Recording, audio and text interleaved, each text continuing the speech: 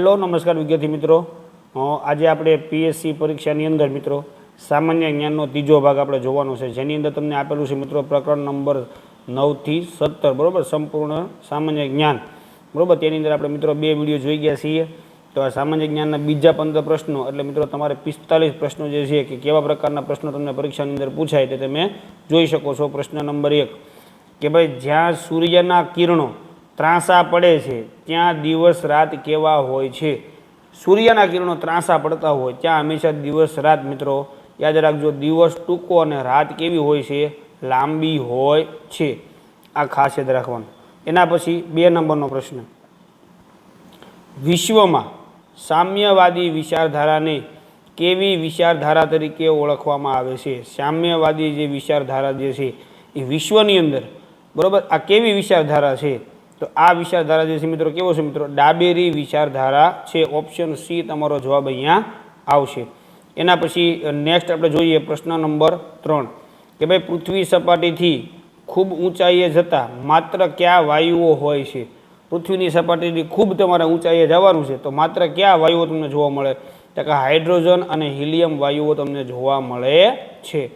એના પછી આપણે જોઈએ મિત્રો પ્રશ્ન નંબર 4 કે ભાઈ સરેરાશ સમુદ્ર સપાટીથી ખાલી જગ્યા ઊંચાઈ ધરાવતા સપાટ ભૂમિ ભાગને મેદાન કહે છે.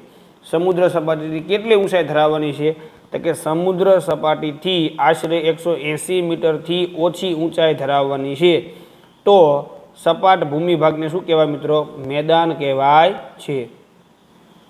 એના પછી આપણે એક સરસ મજાનું યોગ્ય જોડકું જોડવાનું છે.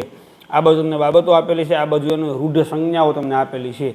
તો જંગલો જે છે એની સામે એ જ આવશે મિત્રો. આવી રીતે જંગલોમાં વૃક્ષો જાજા હોય છે. પછી પાકો માર્ગ જે છે એની સામે ડી આવશે મિત્રો, તમે જોઈ શકો છો પાકો રસ્તો. પછી દીવા દાંડી તો એની સામે મિત્રો એની સામે એ જ આવશે સી.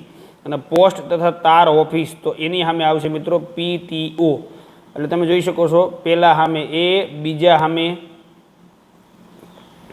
આ ચોથા સામે છે ને ભાઈ બી આવે બરાબર. પછી બીજા સામે ડી આવશે, પછી ત્રીજા સામે સી આવશે, ચોથા સામે શું આવશે, બી આવશે. તો આવો આપણો ઓપ્શન છે મિત્રો ડી. જોઈ શકો છો પહેલા સામે એ, બીજા સામે ડી, ત્રીજા સામે સી, ચોથા સામે બી. આપણે તો કોણ કોની સામે આવે એ આ તમને જોડકું જોડી દીધું, એ તમે યાદ રાખો એટલે ક્યાંય તકલીફ પડે નહીં. ચાલો એના પછી જોઈએ મિત્રો આપણે પ્રશ્ન નંબર 6 કે ભાઈ એશિયાઈ સિંહો સમગ્ર વિશ્વમાં ક્યાં જોવા મળે છે. તો એશિયાઈ સિંહો જે છે એ મિત્રો આપણા ગુજરાતની અંદર ગીરના જંગલમાં જ તમને જોવા મળશે. એના પછી નેક્સ્ટ આપણે આગળ જોઈએ કે ભાઈ યોગ્ય જોડકું તમારે જોડવાનું છે બરાબર. અહીંયા તમને એના નૃત્ય આપેલા છે, એની સામે એનું રાજ્ય આપેલા છે. તો કુચીપુડી નૃત્ય જે છે એ ક્યાંનું છે, તો કે એ મિત્રો આંધ્રપ્રદેશનું છે કુચીપુડી નૃત્ય. પછી ઘુમર નૃત્ય જે છે એ રાજસ્થાનનું નૃત્ય છે. પછી ભાંગડા નૃત્ય જે છે એ પંજાબનું છે અને કથકલી જે છે મિત્રો એ કેરળનું છે બરાબર. આવો ઓપ્શન તમારો હોય છે મિત્રો સી.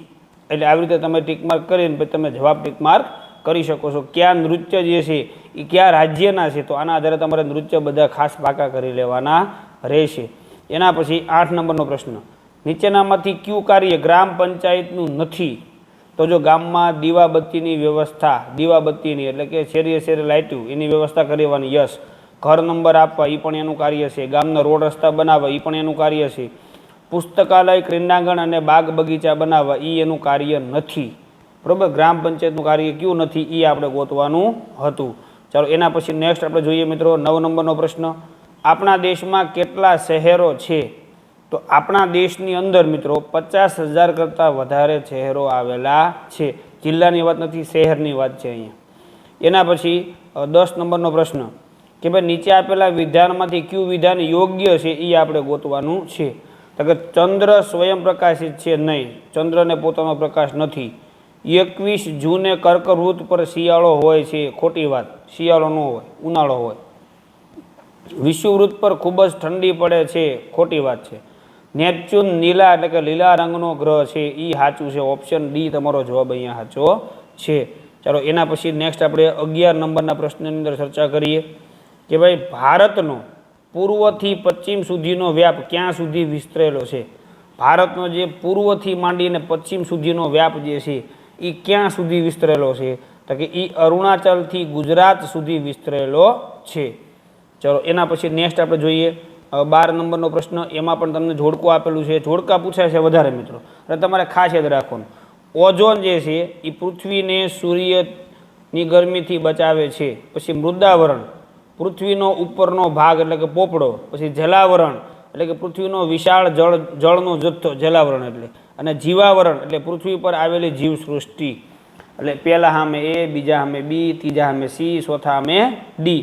એટલે એ બી સી ડી એવો તમારો ઓપ્શન હશે, ઓપ્શન સી, એ બી સી ડી. બરાબર. ચાલો એના પછી નેક્સ્ટ આપણે આગળ જઈએ 13 નંબરનો પ્રશ્ન કે ભાઈ નીચે આપેલ વિધાનમાંથી કયા વિધાનો ખોટા છે એ આપણે જણાવવાનું છે. બરાબર. તો રોકી એ ગેડ પર્વતનું ઉદાહરણ છે, યસ. પાલ્ક એ સમુદ્ર ધૂની નથી એવું કીધું છે, ખરેખર સમુદ્ર ધૂની છે. બરાબર. એટલે આમાં તમારો બી જવાબ આવશે. કેવી રીતે? તો સમુદ્ર ધૂની આપણે કોને કહીશું? એટલે કે સમુદ્ર ધૂની આપણે એને કહીશું કે ગરમ હવા અને ઠંડી હવાની લહેર. બરાબર. પ્રવાહિત લહેર. કેવી લહેર? તો કે પ્રવાહિત લહેર હોય છે. બરાબર. તો એ સાચું છે, ખરેખર હોવું જોઈએ. અહીંયા નથી જગ્યાએ છે હોવું જોઈએ, અહીંયા શું લખ્યું? નથી એવું લખ્યું. એટલે આ વિધાન ખોટું છે. પછી હોર્સ્ટ એ ખંડ પર્વતનું ઉદાહરણ છે, તો કે યસ.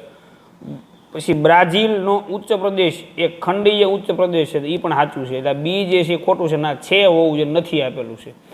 ચાલો એના પછી આપણે જોઈએ 14 નંબરનો પ્રશ્ન.